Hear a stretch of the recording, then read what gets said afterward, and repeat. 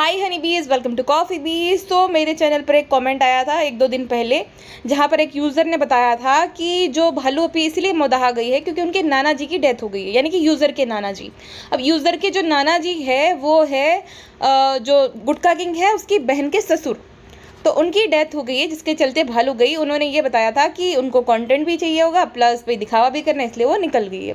लेकिन अनफॉर्चुनेटली क्या हुआ ना, वो कमेंट हेल्प फॉर रिव्यू चला गया था। अब ये हेल्प फॉर रिव्यू जो चला जाता है कमेंट, क्योंकि मेरे मैनेजर है, मेरा अकाउंट जो मैनेज करते हैं वो ऐसे कमेंट्स जो होते हैं या तो वो हेल्प फॉर रिव्यू में जाने देते हैं या तो ऐसे कमेंट जो कि नए यूज़र हो, एकदम सस्पिशियस हो, उनके कमेंट को ब्लॉक कर देते हैं। क्योंकि मेरे चैनल पे बहुत ज़्यादा इश्यूज चलते रहते हैं, आपको पता ही होगा। इस वजह से अब ये जो मेरे मैनेजर है वो मुझे टीम यूट्यूब ने प्रोवाइड की है। जब मेरे चैनल के साथ आपको पता ही होगा 2-3 महीने पहले क्या हुआ था, तो उस वजह से मुझे टीम यूट्यूब ने चैनल मैनेज करने के लिए मैनेजर दिया है। क्योंकि मैं एक राइजिंग क्रिएटर हूँ, एक राइजिंग क्रिएटर को टीम यूट्यूब भी जो है ये नहीं चाहता कि वो राइजिंग क्रिएटर जो है यूट्यूब छोड़कर जाए। तो मेरे मैनेजर जो है ये द कॉफ़ी बी को मैनेज करते हैं और द कॉफ़ी बी 2.0 है उसको मैं मैनेज करती हूँ। आपने देखा होगा वहाँ पे बहुत सारे नेगेटिव कमेंट रहते हैं तो मैं डिलीट नहीं करती। अब मैनेज करने का मतलब ये होता है कि कुछ ऐसे कमेंट्स डिलीट कर देना, फिर गाइड करना कि ऐसे ऐसा करना है। फिर क्या होता है ना कि आजकल बहुत ज़्यादा लोग फेक स्ट्राइक देते हैं, तो उस टाइम पे वही जो है मेरे बिहाफ पे, यानी कि मेरे बिहाफ पे वो बात करते हैं कि भाई ऐसा ऐसा सीन है। किसी भी क्रिएटर का 3 स्ट्राइक से चैनल डिलीट हो जाता है, लेकिन थैंक्स टू माय मैनेजर मेरा चैनल नहीं उड़ा, क्योंकि उन्होंने टीम यूट्यूब से बात की थी हर जगह पे। उनकी वजह से मेरा चैनल आज भी जिंदा है। So thank you so much manager जी, हमेशा आपको ग्रेटफुल रहूँगी मैं। एनीवेज, बात करते हैं जनाब और मैडम के ब्लॉग के बारे में। जनाब और मैडम की ब्लॉगिंग रुक ही नहीं रही है। वो भाई जिसको जो करना करे, वो उनकी ब्लॉगिंग अपने दादी की डेथ पे नहीं रुकी थी, तो भालू अपी के दूर के रिलेटिव उनके क्या ही जो है लगते हैं ना। जनाब ने एक साइड पे ये कहा था कि भाई मेरी जब दादी की डेथ हुई थी तब मेरे पापा को वो जो हुआ था ना, कोमा में चले गए थे कि क्या हुआ था, ब्रेन स्ट्रोक आ गया था, तो उनको स्ट्रोक आ गया था, इसी वजह से मैं नहीं जा पाया। लेकिन उस टाइम पे मैडम का जन्मदिन तो अच्छे से सेलिब्रेट हो रहा था, मॉल में जाकर शॉपिंग तो अच्छे से कर रहे थे और दिखा रहे थे कि देखो हम ये कपड़े लाए वो लाए, होटल में स्टे किया था, खुशियाँ मना रहे थे, तब तो सब ठीक था। खाली दादी कि जो है अंतिम संस्कार में जाने के लिए पापा को स्ट्रोक आ गया था, बाकी कुछ नहीं, बाकी सब चीज़ें कर रहे थे। और मैं ये नहीं बोल रही कि कुछ फेक था, नहीं, पापा को उसको जेन्युइनली स्ट्रोक आया था, वो बीमार थे, अभी भी बीमार ही है, बट आप जब शॉपिंग कर रहे तब उनकी बीमारी गायब हो गई है। हाँ, मैडम तो ना उस वक्त पे मुझे समझ आ गया क्यों गई थी, क्योंकि उसको ना यहाँ पे रह के सांत्वना ना देनी पड़े शर्मिले और भालू को, मौदाहा मंडली के साथ ना ठहरना पड़े, उसको थोड़ा सा भी अच्छा नहीं लगता औरतों के साथ। बहुत बड़ा प्रमाण है, वो दुबई में जब गई थी ना लॉन्डो लपाटो के साथ, जनाब के दोनों दोस्तों के साथ अकेले, और वैसे रिग्रेसिव ऑडियंस के साथ बहुत नवाजा है, दुपट्टा ओढ़ के आ जाती है, और वैसे लॉन्डो लपाटो के साथ एक ही कमरे में अकेली रुकती है, माई वॉइस। तो इनको ज़्यादा लड़कियां पसंद नहीं है मैडम को, है ना। सही है जनाब, बच के रहे ना, कहीं इतिहास अपने आप को दोहरा ना दे, जैसे पास्ट में किया था मैडम ने ग्लो के साथ, कहीं आपके साथ ना हो जाए ऐसा सब, है ना। यहाँ पे भी चंगू मंगू, जब भी दुबई जाते चंगू मंगू। मैडम को चंगू मंगू के साथ घूमना बड़ा पसंद है भाई। क्या कर रहा है, मेरे लिए नहीं मंगा रहा, अकेले अकेले खाता रहता है, ये हमेशा सैंडविच मंगा लेता है, मेरे हिस्से में आता ही नहीं। कभी भी देखो, वैसे आदर्श बहू बनने का बड़ा शौक है, लेकिन कभी भी शर्मिली को या तो भालू को लेकर घूमने नहीं जाएगी। जब भी जाएगी क्या तो फैमिली ट्रिप पे, वरना वैसे नहीं जाएगी कभी उनके साथ घूमने। जनाब नहीं होते निकल लेती धीरे से, कभी मजाल है वो घूमती हो, लेकिन बस अपनी पागल ऑडियंस को और पागल बनाती है दुपट्टा ओढ़ कर, और वैसे झोला छाप सूट पहनती रहती। लेकिन देखो कहीं जाना है, क्योंकि उसको सेलिब्रिटी भी तो दिखना है ना।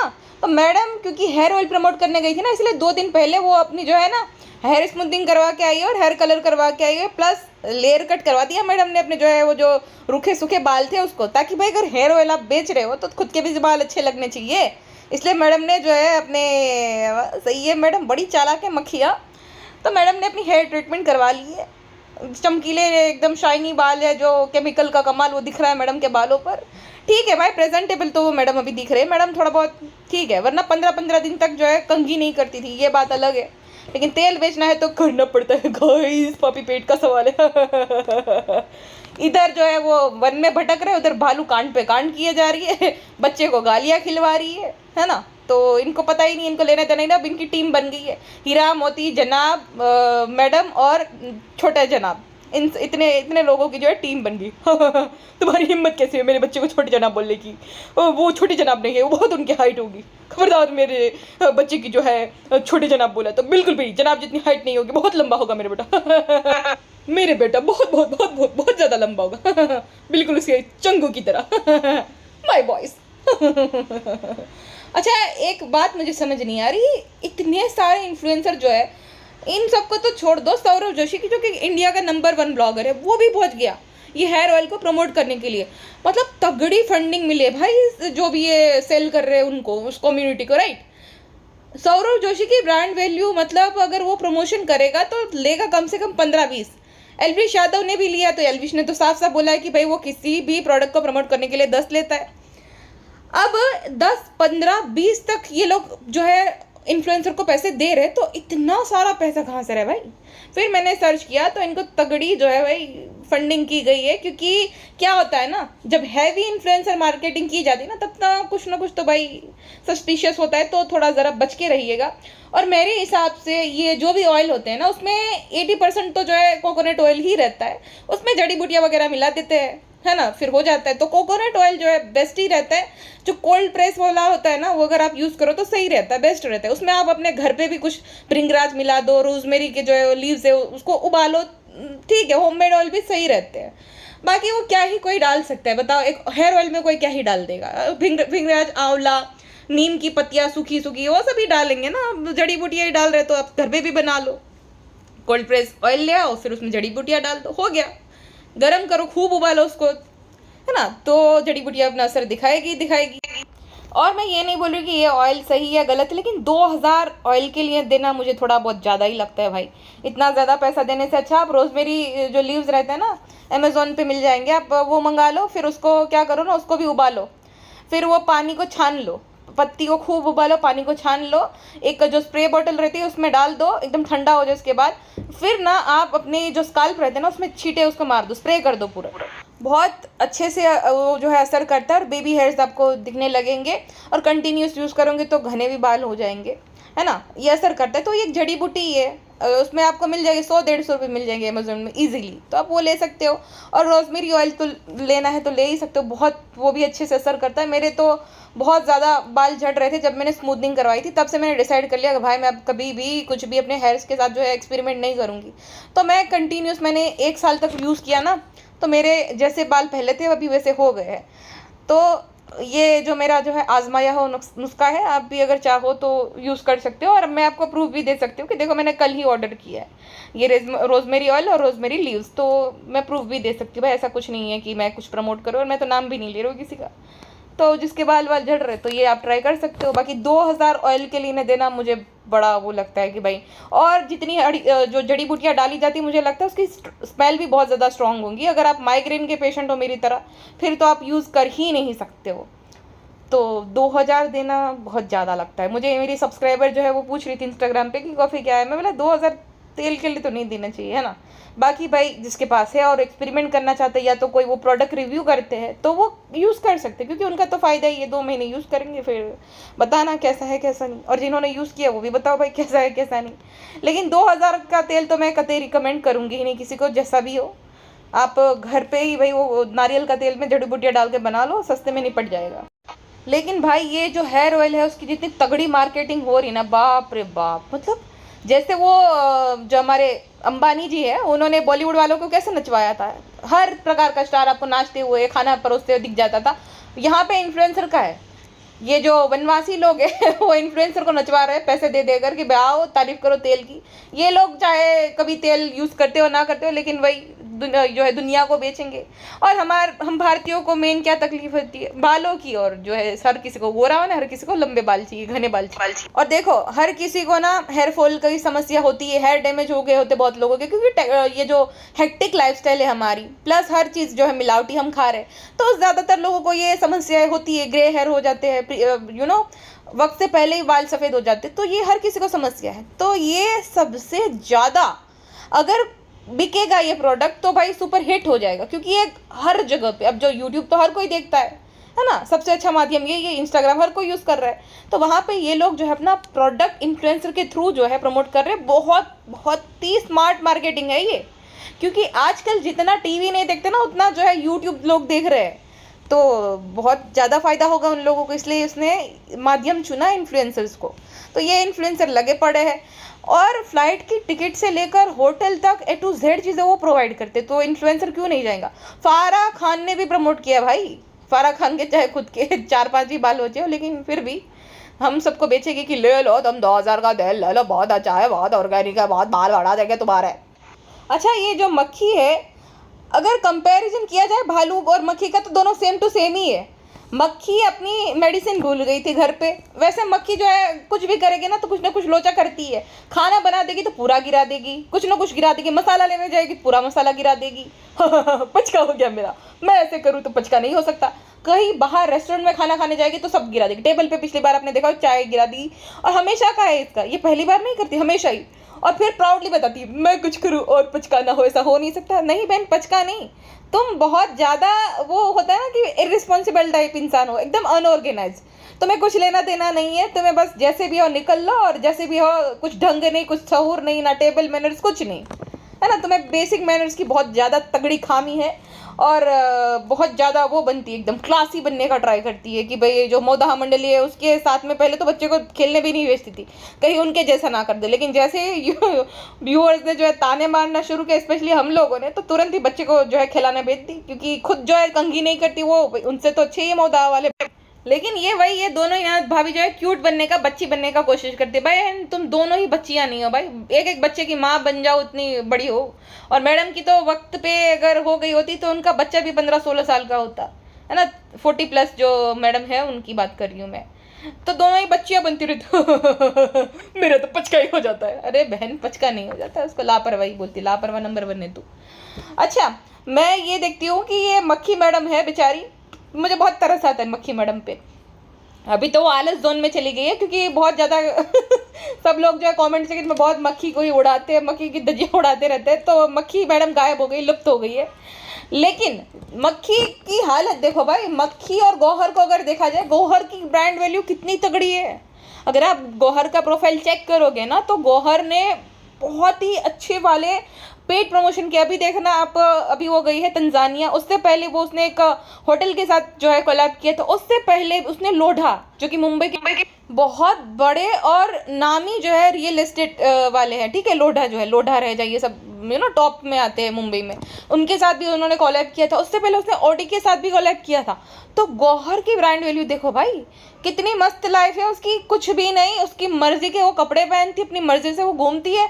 और ऐसा नहीं भाई, जो अपने वक्त के हिसाब से वैसे ही कपड़े पहनती है। अगर उम्रा करने गई तो उसने अबाया वगैरह भी पहन लिया।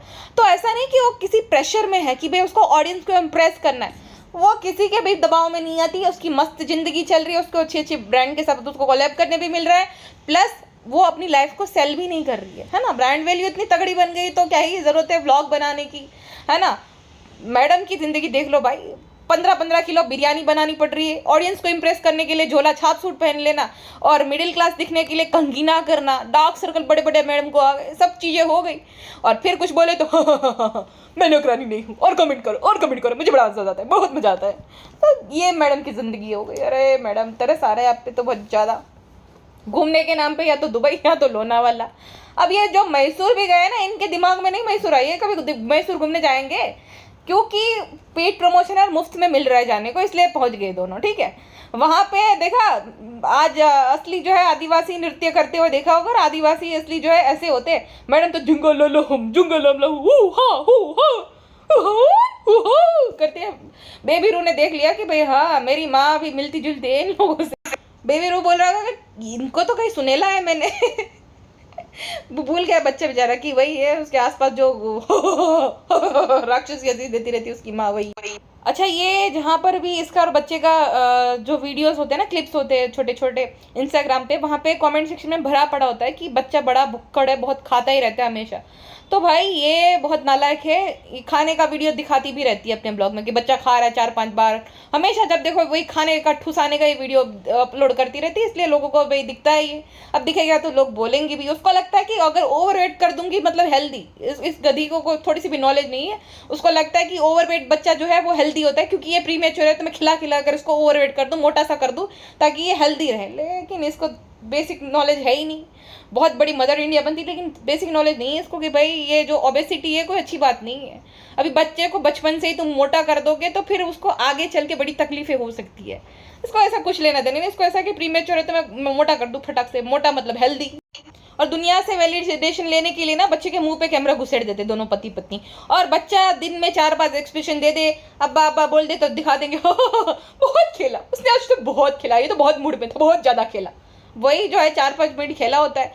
और बच्चा इतना चालाक हो गया है ना, वैसे वो खेल रहा होता, मैंने भी देखा, जैसे जनाब आता है ना कैमरा लेकर, बच्चा एकदम सुन पड़ जाता, बच्चा रिएक्ट ही नहीं करता, वाह वाह बेटा वाह, जियो 100 साल जियो बेटा, तो रिएक्शन ही नहीं देता, एकदम स्थिर हो जाता है। जनाब भी समझ गए, जनाब बोले ये गाइस मैं दिखता हूँ कि जब मैं नहीं होता तब पिपी के साथ बड़ा खेलता है, जब मैं जैसे ही आता हूँ ये एक्सप्रेशन देना बंद करता है। गाइस बच्चा भी समझ गया, बिल्कुल भी नहीं कमाने दूंगा, बचपन से मुझे एक्सप्लोर करके खूब कमा लिया तुम लोगों ने, 1 साल से अब नहीं कमाने दूंगा बिल्कुल भी। और वो अभी नोट करना भी सीख गया, बड़ा क्यूट लगता है सच में। वो होता है ना कि बच्चे, इसीलिए तो शायद से ये ब्लॉगर यूज़ करते हो, क्योंकि बच्चे को कोई हेट कर ही नहीं सकता, कितना भी कठोर दिल हो। बड़ा क्यूट लग रहा था जब नोट कर रहा था ऐसे, ना ना ना ना। और भाई जब ये मैं पॉडकास्ट रिकॉर्ड कर रही हूँ ना, अप्पी की कम्युनिटी पोस्ट मैंने देखी है कि फ्रेंड्स 4 बजे व्लॉग आएगा, तो अब देखना गुटका किंग और भालू पी दोनों ही सफाई देंगे उस बारे में, जो हो गया ना फ्रेंड देखिए हम बहुत ज़्यादा मोहब्बत करते हैं बच्चों से, तो फ्रेंड अगर दिला दिया तो उसमें कुछ गलत नहीं किया, तुम सही थी, तुम चिंता मत करो पिजा, मैं तुम्हारे साथ हूँ। और कुछ नहीं भाई, बच्चे हमारे भी बच्चे हैं, दिला देते हैं प्यार से, प्यार मोहब्बत से।